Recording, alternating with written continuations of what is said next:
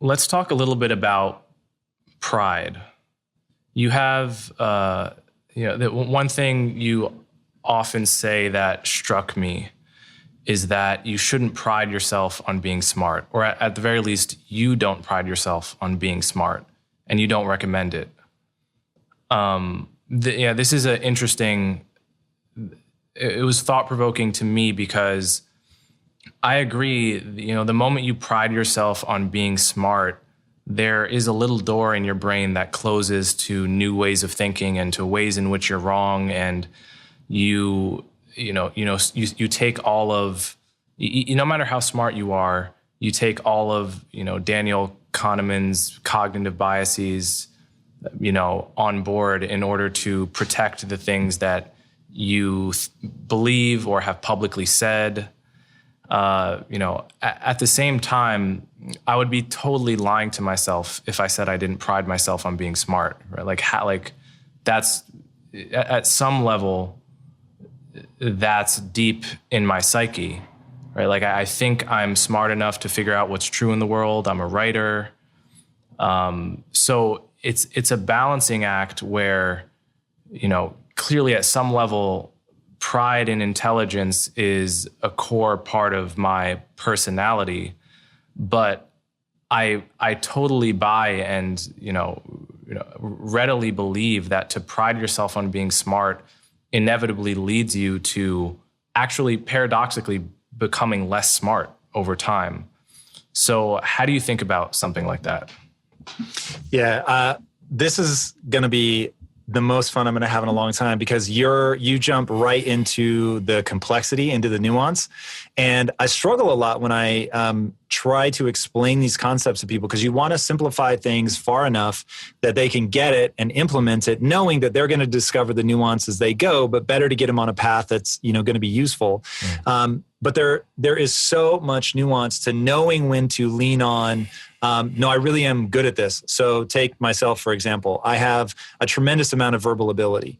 I didn't do anything to earn that in the beginning. I've just always got disproportionate response from energy that I put into getting better at something that has to do with verbal ability. I'm going to get, let's say, a 1.3x return compared to somebody else who might not even get a 1x. They might get a 0.7x return. And so now it starts to become a pretty big difference between someone who really struggles verbally and then somebody like myself who gets a disproportionate return. And as I put more and more energy in that, I get better and better and better.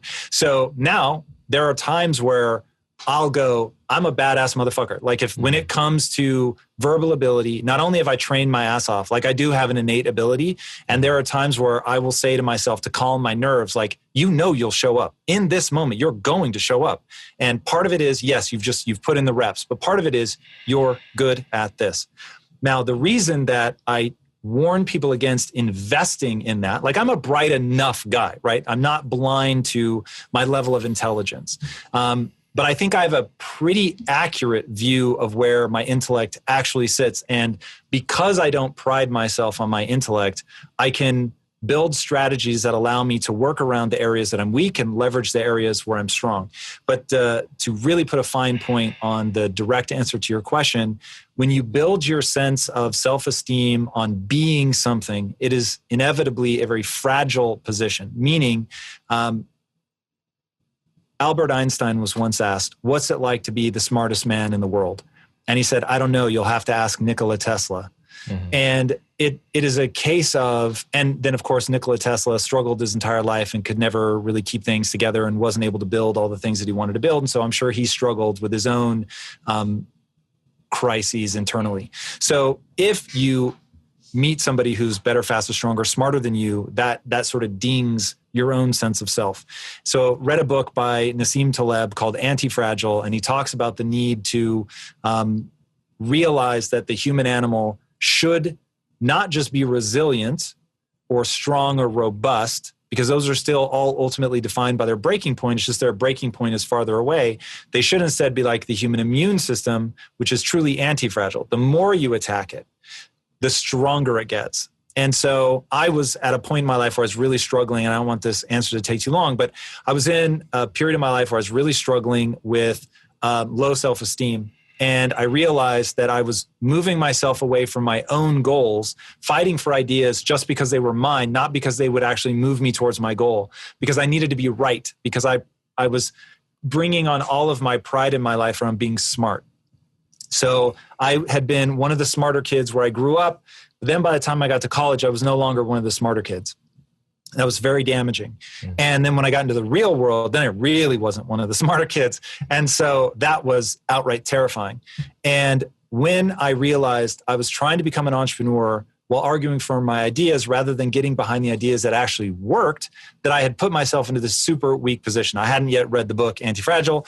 And so I just realized, okay, what I build my self-esteem around matters. It's important to feel good about myself. And it does feel good when I'm right. It feels very bad when I'm wrong. I'm now making stupid decisions, meaning they move me away from my goal, to be right, to feel smart. And that doesn't seem like a winning strategy. So can I change what I value myself for? Can I change what I build my pride around? Can I develop self-esteem based on something else?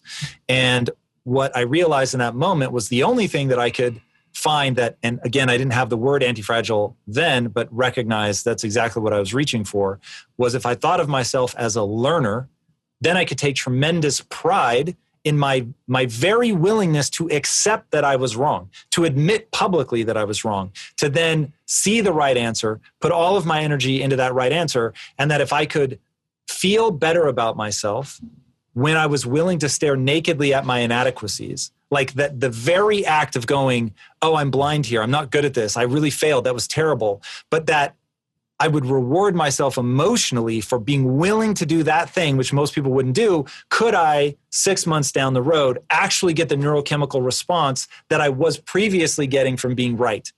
And the answer is yes. So now when I get kicked in the teeth, and it always stings in the beginning to be like, fuck, I really screwed up, or I was wrong about that thing. This really sucks. I feel stupid. But I know, hey, if I'm willing to stop and look at this thing, I can actually learn. And if I learn, I can get better. And so my life has been that on a long enough timeline, I can win at just about anything.